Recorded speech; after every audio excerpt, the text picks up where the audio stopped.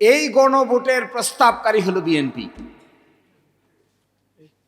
এই গণভোটের প্রকাশ্য আরেকটা গোপন কথা কিছুটা হলেও ইঙ্গিতে বলে যায়, যখন ডেডলক হয়ে গেল যে বাস্তবায়ন প্রক্রিয়া কি হবে, কেউ কোনো রাস্তা বাইর করতে পারে না, তখন মিটিং বিরতি হইল।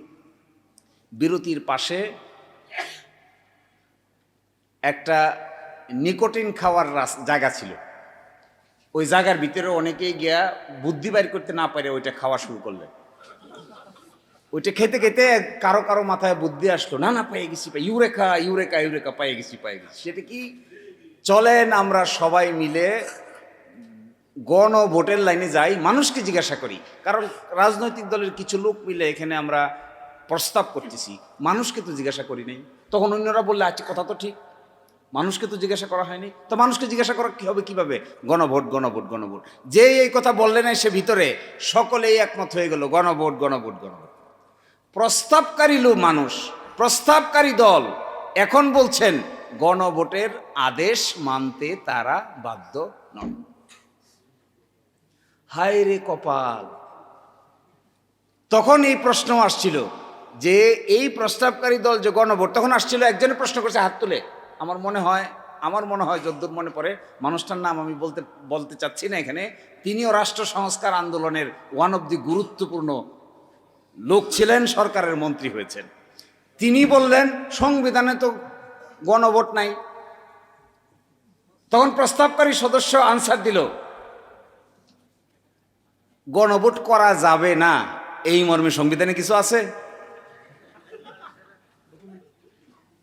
সকলে কইল নাই নাই নাই নাই নাই। উনি খুশি হয়ে গেলেন। আমার এখন মনে হচ্ছে এই জন্য খুশি হন নাই যে জনগণকে জিজ্ঞাসা করবেন, এই জন্য খুশি হয়েছিলেন যে তার কথাটা সকলে মিলে গ্রহণ করেছে। তাই এখনো তাই দেখতে পাচ্ছি। দেখবে কথার বাইরে গেলেই খেপে যায়।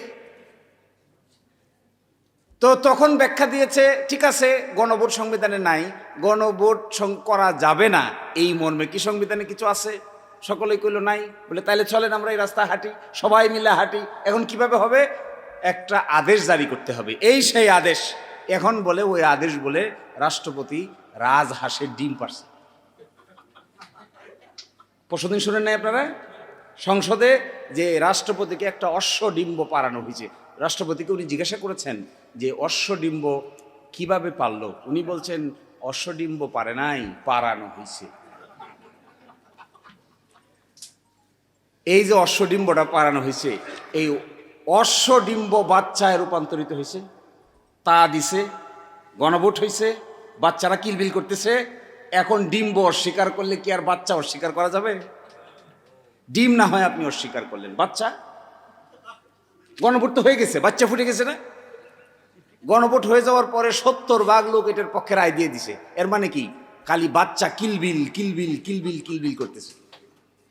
এই কিলবিল কিলবিল বাচ্চাটাকে এখন আপনি বলতেছেন এগুলো সব আন্ডা পর্যায়ে আছে।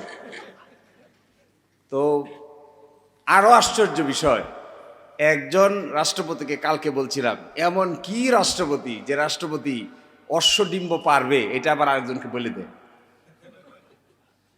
কি আশ্চর্য রাষ্ট্রপতি এটা! এই জন্যই তো এনসিপির লোকেরা সবাই মিলে চাইছিল এইরকম রাজহাঁস যেন বাংলাদেশে না থাকে। কিন্তু রাজহাঁসও থেকে গেছে, ডিম্বও পেরে গেছে, ডিম্বের ভিতর থেকে বাচ্চাও জন্ম নিছে। এখন আমরা ডিম্ব অস্বীকার করলে লাভ কি? সব 70% মানুষ মানে প্রায় 5 কোটি বাচ্চার জন্ম দিছে। এটা এখন থেকে সরা যাচ্ছে না। কি আশ্চর্যজনক বিষয় দেখেন, আমি এভাবে দেখি না।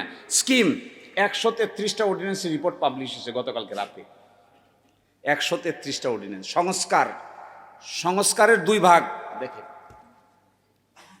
একটা হলো সাংবিধানিক সংস্কার, এখানে আছে 47টা। আর একটা আছে সংবিধানের বাইরে অধ্যাদেশ, আদেশ, রেগুলেশন করে করা যাবে, এরকম আছে 37টা। সব মিলে হলো 84টা।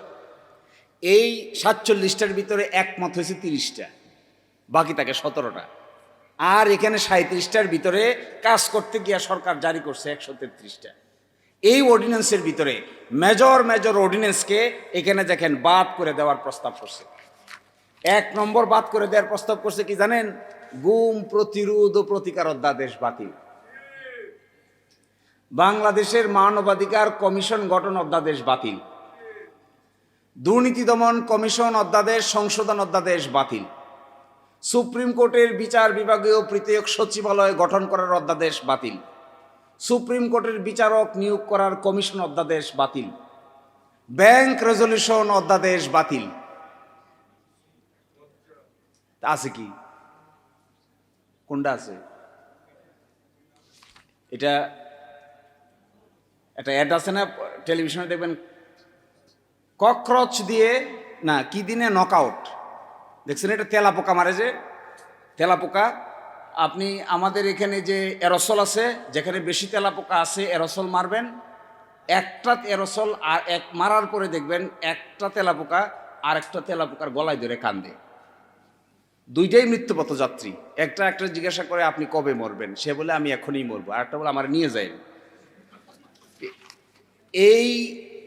এইটা দেখে, এই প্রস্তাবগুলো দেখে আমার কাছে মনে হয়েছে জগতের মানুষ আমাদের দিকে তাকায় মনে করতেছে সরকারি দল বিরোধী দল সবই তো মরবে দেখি, এটা তো মরার বুদ্ধি।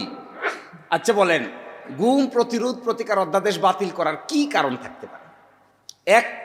একমাত্র ডিজিএফআই শাটারিং ছাড়া আমি তো আর কিছু দেখি না। ডিজিএফআই আপত্তি ছাড়া, এসবিএনএসআর আপত্তি ছাড়া এই আইনাগর তৈরি করার মূল কারিগর ডিজিএফআই। এই ডিজিএফআই আপত্তি ছাড়া শহীদুল আলম ভাইকে নিয়ে দৈরা মাইরিয়া পিটাইয়া কেন এই কথা বললো, কেন ওই কথা বললো না, কেন পক্ষে বিপক্ষে এই কথা বললো, অমুকরে মতামত দিল, এই জন্য শহীদুল আলম ভাই কই ছিল আমরা সবাই জানি। তো তাদের আপত্তি ছাড়া গুম এবং খুন পাশ করার আপত্তি কি ভদ্রলোকের থাকতে পারে? তো গুম চাই আমরা? আমার তো মনে হয় না আপনারা কেউ গুমের পক্ষে। তো এটা কেন বাদ দিতে হবে? মানবাধিকার কমিশন অধ্যাদেশ কেন বাদ দিতে হবে? মানবাধিকার কমিশনের যিনি চেয়ারম্যান বলা হয়েছে তাকে যে অ্যাপয়েন্টমেন্ট দেওয়া হবে, এটা হবে একটা সার্চ কমিটির মাধ্যমে। প্রাইম মিনিস্টার চাইলেই নিয়োগ দিতে পারবে না, চাইলে বাদও দিতে পারবে না। বাদ দিতে গেলে একটা সুপ্রিম জুডিশিয়াল কাউন্সিলের সিস্টেম করে বাদ দিতে হবে। আবার মানবাধিকার কমিশনের চেয়ারম্যানকে পাওয়ার দেওয়া হচ্ছে, তারা সো মোটো তদন্ত করতে পারবে, ইভেন কোন আইন শৃঙ্খলা বাহিনীর লোকেরা যদি জড়িত থাকে তাকে অ্যারেস্টও করতে পারবে। এই অধ্যাদেশটা বাদ করার কি কারণ থাকতে পারে? তার মানে কি তদন্ত কেউ করবে না? পাশে দেখবেন কমেন্টে লিখছে বাদ দেওয়ার পিছনে মূল কারণ হইল, এটা পড়লে আপনারা সবাই গলাগলি করে হাসবেন, যেহেতু সরকারের সংবেদনশীল আইন শৃঙ্খলা বাহিনীর সদস্যরা এই অপরাধের সঙ্গে জড়িত থাকতে পারে, এই জন্য মানবাধিকার কমিশন আর গুম প্রতিরোধ অধ্যাদেশ বাতিল। তো গুম তো করবে কে? গুম তো আইন শৃঙ্খলা বাহিনীর লোকেরাই করে নাকি? গুম যদি আইন শৃঙ্খলার বাহিনীর লোকেরা করে তার তদন্ত হইতে হবে না? আরেকটা ইন্টারেস্টিং, মানবাধিকার অধ্যাদেশের পিছনে কমেন্টে লিখছে যেহেতু এটা সরকারের কোনো মন্ত্রণালয়ের অধীন নয়। আচ্ছা, মানবাধিকার কমিশন কি সরকারের মন্ত্রণালয়ের অধীন থাকার কথা? ও আশ্চর্য ব্যাপার, এটা তো স্বাধীন, তো তদন্ত করবে স্বাধীনভাবে, নয় এজন্য বাতিল। দেখেন, সুপ্রিম জুডিশিয়াল পৃথক বিচার বিভাগীয় সচিবালয়ের পাশে কমেন্ট লিখছে কি? পৃথক বিচার বিভাগীয় সচিবালয়ের পাশে কমেন্ট লিখছে যে সরকার ইচ্ছা পোষণ করলে এটা কার্যকর হবে। আচ্ছা, সরকার ইচ্ছা পোষণ করলে নিম্ন আদালতের ম্যাজিস্ট্রেটকে বদলি করা যাবে, সরকার ইচ্ছা পোষণ করলে পদোন্নতি দেওয়া যাবে, সরকার ইচ্ছা পোষণ করলে শৃঙ্খলাবিধি অ্যাপ্লাই করা যাবে, সরকার ইচ্ছা পোষণ করলে। সরকার ইচ্ছা পোষণ না করলে কি করবে? ইচ্ছা পোষণ না করলে রাত 2টার সময় আদালত বসে শহীদুল আলম ভাইকে অযথা রিমান্ডে নিয়ে পিটাইবে। ইচ্ছা প্রকাশ করছে না, রাজা ইচ্ছা প্রকাশ করছে না, তো হয়ে গেল। অসুবিধা কি? এর মানে কনক্লুশনটা আমি কেন বলতে চাচ্ছি, এর মানে হলো শুধু জুলাই সনদ না, এই সরকারের কর্মকাণ্ডের ভিতরে এন্টায়ারলি সংস্কার কর্মকাণ্ডের বিরোধিতা করে একটা শক্ত অবস্থান তারা নিয়েছে। যখন ঐকমত্য কমিশন আলোচনা হয়েছিল তখন আর্গুমেন্ট ছিল যে আমরা কেন এটা করব, এক একজনে এক একটা বলছে। সর্বসম্মতিক্রমে ব্যাখ্যা ছিল যে এটা এই জন্য করতে হবে কারণ ক্ষমতাটা এত সেন্ট্রালাইজ, এক ব্যক্তির হাতে এত ক্ষমতা, এইটা যদি বিভিন্ন ব্যক্তিবর্গের কাছে ডিস্ট্রিবিউট করে দেওয়া না হয় তাহলে কোনোদিনেই কোনো সরকারের পক্ষেই এত ক্ষমতার মালিক হয়ে স্বাধীনভাবে আইনসম্মতভাবে কাজ না করে ডিকটেটরিয়াল মেন্টালিটি ডেভেলপ করতে বাধ্য হবে। তখন বলা হলো তাহলে কি করা দরকার? রাষ্ট্রপতি এবং প্রধানমন্ত্রীর ভারসাম্য। তো রাষ্ট্রপতি প্রধানমন্ত্রীর ভারসাম্য করা হয়েছে কেন? ভারসাম্য করা হয়েছে যতগুলো সাংবিধানিক প্রতিষ্ঠান আছে, যেমন ধরেন সাংবিধানিক প্রতিষ্ঠান কি, supreme court, chief controller auditor general, CEC নির্বাচন কমিশন, ওদিকে আছে পিএসসি পাবলিক সার্ভিস কমিশন। এগুলোর মধ্যে এমন একটা ক্ষমতার ডিস্ট্রিবিউশন থাকতে হবে যেন একটা আরেকটাকে নিয়ন্ত্রণ করতে না পারে। এই বিভক্তির অংশ হিসেবে যেগুলো অর্ডিন্যান্স দিয়ে করার দরকার ছিল, এগুলো 133 অর্ডিন্যান্স, আর যেগুলো অর্ডিন্যান্স দিয়ে করা সম্ভব হয় নাই, এটাগুলো সংবিধান সংস্কার।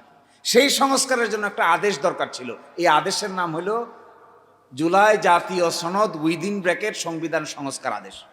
এখন ওনারা বলছেন এটা অসাংবিধানিক। তাহলে কোনটা সাংবিধানিক? বিরাট প্রশ্ন। আমি কনক্লুশন ড্র করছি, এটা আমাদের জাতীয় জীবনের এই চরিত্রকে কিভাবে বিশ্লেষণ করা যাবে তা হয়তো ইতিহাসেই বিবেচনা করবে। কিন্তু আমার কাছে মনে হয় এই যে চোর পুলিশ খেলতে খেলতে যে 56 বছর পার করলাম, ঘুরে ফিরে কিন্তু আমরা জাগাতেই থাকলাম। এখন যদি জুলাই অভ্যুত্থানের পরে আরো ড্রাস্টিক সামনের দিকে অগ্রসর করা না যায়, ধরেন এই সংস্কারগুলি কিছুই হইল না, কোথায় যাব আমরা? এক ব্যক্তি পাওয়ারফুল হবে। বলা হয়েছে এক ব্যক্তি 10 বছরের বেশি প্রাইম মিনিস্টার থাকতে পারবে না। যিনি দলের প্রধান হবেন তিনি সরকার প্রধান হবেন না। সাংবিধানিক প্রতিষ্ঠানগুলোতে সার্চ কমিটির মাধ্যমে আইন করে লোক নিয়োগ দেওয়ার ব্যবস্থা করা যাবে, হায়ার এবং ফায়ার করা যাবে না। এটা যারা চান না, কেয়ারটেকার গভর্নমেন্টের অধীনে নির্বাচন হবে 5 বছর পর পর, এই জিনিসটা যারা চাচ্ছেন না, তারা কি চাচ্ছেন? এটা যারা করতে চান না, তিনি কোথায় থাকতে চান? এখন আরেকটা ফান্ডামেন্টাল প্রশ্ন করি, আমি শেষ করে দিব। 70% মানুষ পক্ষে রায় দিয়েছে।